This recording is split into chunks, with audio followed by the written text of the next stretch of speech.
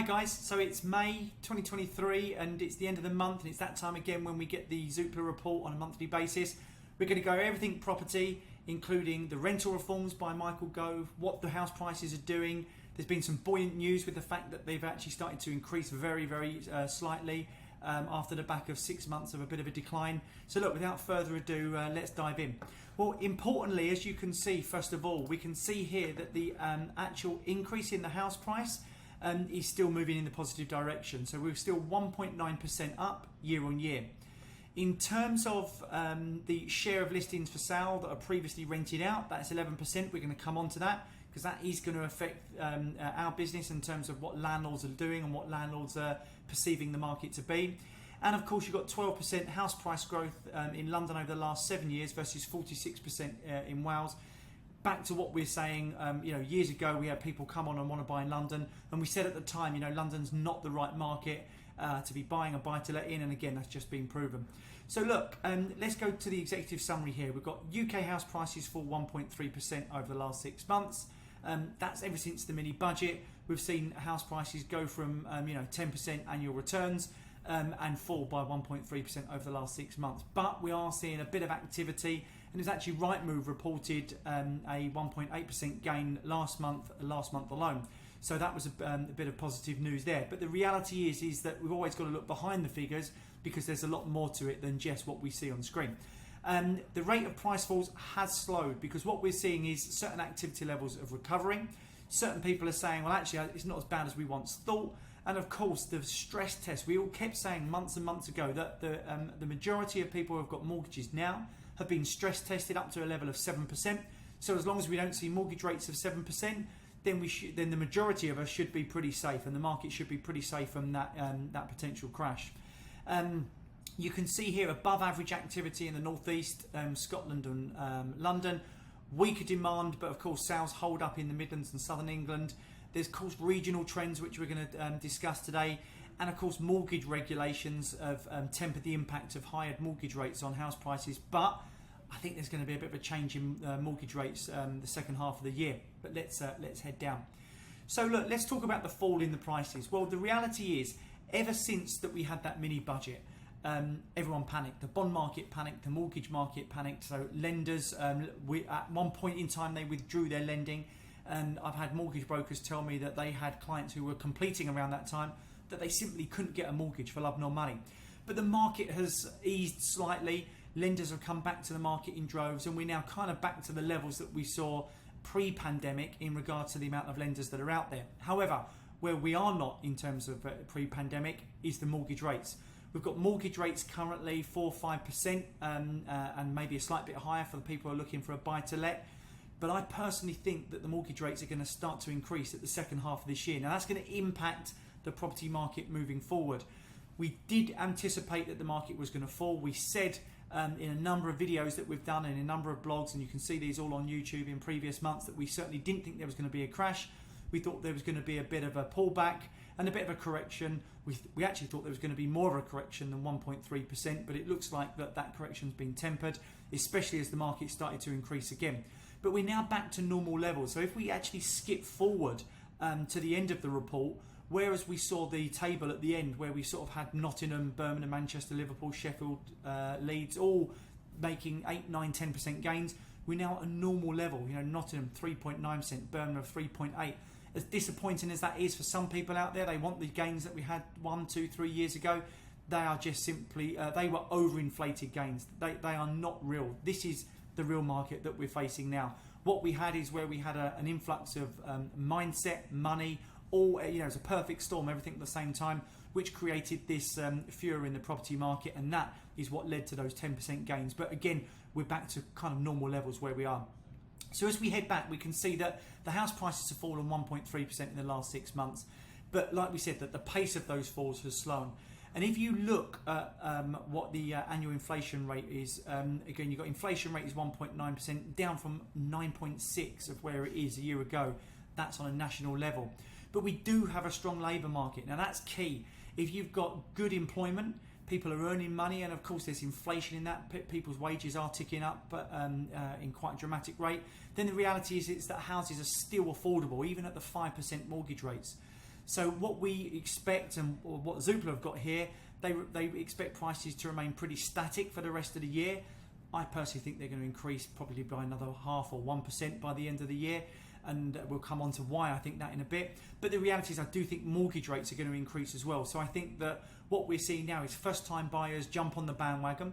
And why? Is because I think a lot of people who have got the buy-to-lets and their lower rating, and we're kind of skipping ahead a little bit here, but Michael Gove put some certain legislation or potential legislation out to the market recently. And what's going to happen is we're going to see a lot of people who have got those first-time potential houses, which are less than a C rated in EPC, so your energy certificate, so they might be a D or an E.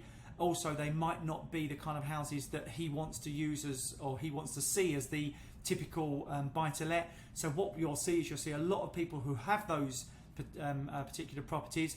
Maybe they don't make the same kind of money anymore. Maybe they're on the outskirts. Because mortgage rates have gone up, they don't make the same kind of money, so they're being sold. Who's buying them? First-time buyers. So there's less and less investment property or buy-to-lets on the market. So what does that do? Well, it cuts the supply for renters. So what do the renters do?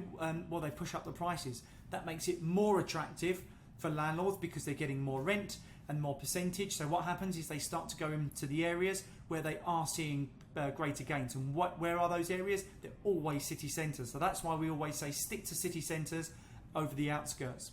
So what we've got here is you've got more sellers as market confidence slowly improves. So you've got there was weaker demand, but the new sales agreed over the last 4 weeks is 11% higher than it is on a 5-year average. So we're actually up when it comes to that. More sales being agreed. Sellers, however, they've got to remain realistic to attract the buyers. We're still getting those sellers, and we've seen stuff on Rightmove and Zoopla where they've been on for 9-12 months. They've just simply overinflated the price at the beginning, or the agent has, and they've stuck with it, and they've not lowered it, or they've been too stubborn to lower it, and that's meant that their house is literally not sold. It's pretty straightforward. You've got to be realistic. You've got to go for the price it's going to sell at, not the price that you want for it. There's sometimes a big disparity in that. But as I say, we are seeing price reductions come in typically 2 months after the actual initial property has gone on the market. And of course, agents are always going to chance their arm because the majority of agents get paid a percentage. So the more they sell the property for, the more money they make. It's pretty much as simple as that. And also, as we said here, landlords are adding to the available supply. Now, I really want to sort of delve into this a little bit because the typical landlord who's making 6 to 10% won't be selling. That's the reality of it. If they're making 6 to 10%, they're not going to be selling. Because if you've got a £200,000 property, even if you've got a mortgage on it, and that mortgage is 5%, for example, you've still got the growth on that mortgaged amount. Whereas on your deposit amount, you're still making your 6 to 10%. You're making your income and you're making your growth. There's very few places at the moment that you could take that deposit amount back and put into something that's giving you those 6 to 10% gains. Savings rates aren't doing it. People could say the stock market, but of course there's pitfalls in that as well. So that's why people who are making the 6 to 10% gains plus growth on top are sticking with the property market. So who he's selling? Well, you've got Michael Gove. He's come out and he's put all these potential reforms out there. The people that are going to be affected by these reforms are people that have a lesser quality property, a more of a rundown property. They've got a lesser quality tenant. So they're nervous about, one, the tenant having no fault evictions. Once that's banned, well, they can't just kick the tenant out. I think that's a good thing personally. You don't want to just randomly kick your tenants out, but sometimes there's going to be a need for it. And the reality is if you've got a lesser property, you might get someone who you just don't want in there and you can't just kick them out. Also, EPC, your energy performance certificate, if it's rated a D or lower, the reality is that you're not going to be able to let it unless you spent a certain amount of money on it. At the moment, you've got to spend close to £4,000 and you've got to prove that to actually be able to let it out. And moving forward, they're saying that they might say, well, you've got to spend a minimum of £10,000 to get it to the best it can possibly be. Prove it to the authorities and then you can let out your property.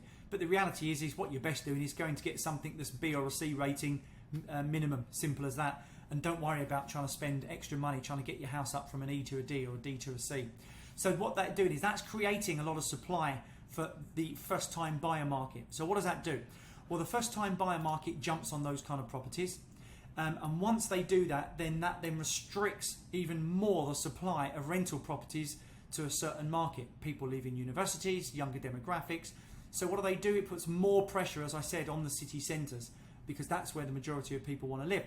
So you've got here some landlords looking to rationalise their portfolios. 1 in 10 of homes listed for sale were actually previously rented out. That was a level that actually peaked in 2020, but it's drifted over the last sort of 3 years. Now, 5 years ago, around half these homes returned to the rental market. They were bought and sold by another investor.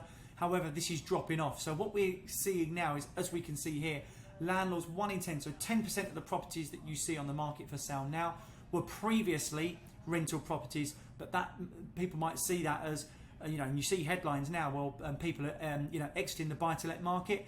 Maybe they are in a certain type of property, but we're seeing them coming in droves into those new off-plan developments in the city centres, and that's going to squeeze the supply. So you've got market conditions across the country vary. Now, this is something that's pretty much common sense. We've said all along, when people come to us, they always look local to start off with, but we've said to them, look, don't just go local. Have a look at areas outside your local village, town, city. Places like Manchester, Liverpool, Leeds, Sheffield, they're the places that is giving the best return. And now it's, you know, over the last decade, it's been proven to be right. You've got to keep looking at the right areas, use the right management company, the right company to furnish your apartment, and that's what's going to give you the best return overall. And you can see regional return here. You've got demand is above the national average in places like Scotland and North East and London. It's more than 10% higher. However, if you actually look at the prices over the last sort of 7 years, you've got a 47% increase in Wales, and you've got nowhere near that in London. You've got sort of 7, 8%, 9% in London in comparison. Now, we're not saying you go out and simply jump on the bandwagon and buy in Wales. That's been done. But the reality is there's still options out there better than what's local to you, where to buy.